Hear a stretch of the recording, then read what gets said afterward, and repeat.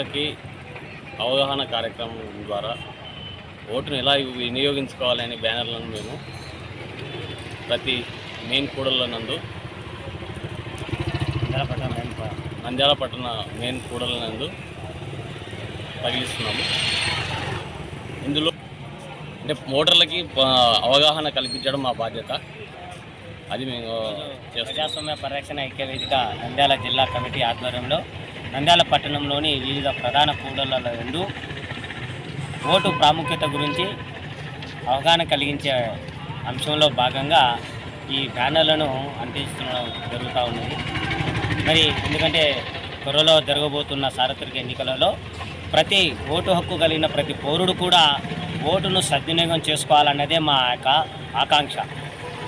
ప్రజాస్వామ్యంలో ఓటే ప్రధానమైన ఒక గొప్ప ఆయుధం, రాజ్యాంగము కల్పించిన ఒక హక్కు. మరి ఈ బాధ్యతతో ప్రతి పౌరుడు కూడా ఓటును సద్వినియోగం చేసుకోండి. ఓటు అన్నది మీ భవిష్యత్తును నిర్ణయించే ఒక ఆయుధము, ఈ దేశాభివృద్ధిని నిర్ణయించే ఒక ఆయుధము ఓటు. ఈ ఓటు ద్వారానే పాలకులను ఎన్నుకునే బాధ్యతను భారత రాజ్యాంగం పౌరులకు కల్పించింది. కావున మీ పాలకులను మంచివారిగా పాలకులను ఎన్నుకునే బాధ్యత ఓటు అనే ఆయుధం ద్వారా మీ చేతికి ఇస్తున్నాను. ఈ ఓటు అనే ఆయుధంతో మీరు మంచి పాలకులను ఎన్నుకుంటారో, ఈ ఓటును అమ్ముకొని బానిసత్వంగా బతుకుతారో అది మీ ఇష్టమని ఆ రోజు భారత రాజ్యాంగ నిర్మాత డాక్టర్ బిఆర్ అంబేద్కర్ గారు స్పష్టంగా రాయబడ్డారు.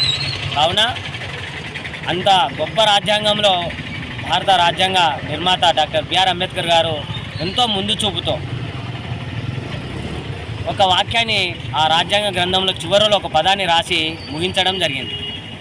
నేను రాస్తున్న ఈ రాజ్యాంగ గ్రంథము ఎంత గొప్పదైనప్పటికీ, ఎంత మంచిదైనప్పటికీ పాలకుల స్థానంలో మంచివారు ఉంటే నా రాజ్యాంగము ఈ భారత ప్రజలకు మేలు చేకూరుస్తుంది, మంచి చేకూరుస్తుంది, ఉపయోగపడుతుంది.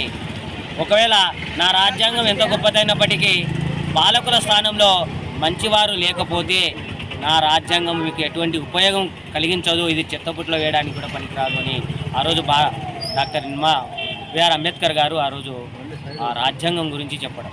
మరి ఆ పాలకులను ఎన్నుకునే బాధ్యత కూడా ఓటు అనే ఆయుధం ద్వారా మీ చేతులు ఇస్తున్నాను.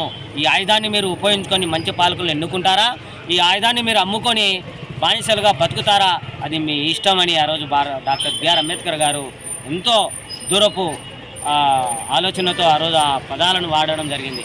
కావున మరి ముఖ్యంగా యువతకు మేము ఈరోజు సందేశం ఏమి ఇస్తున్నామంటే, ఖచ్చితంగా ఓటును మీరు సద్వినియోగం చేసుకోండి. మంచి పాలకులను ఎన్నుకునే బాధ్యత 5 సంవత్సరాలు మీకు పాలకులను ఎన్నుకునే హక్కు బాధ్యత ఓటు కల్పిస్తుంది. కాబట్టి ప్రతి ఒక్కరు కూడా ఓటును వినియోగించుకోవాల్సిందిగా మా ప్రజాస్వామ్య పరిరక్షణ ఐక్య వేదిక ద్వారా ఈ యొక్క కార్యక్రమాన్ని నిర్వహిస్తున్నాము. కాబట్టి అందరూ కూడా సద్వినియోగపరచుకోవాలని ఆకాంక్షిస్తున్నాం.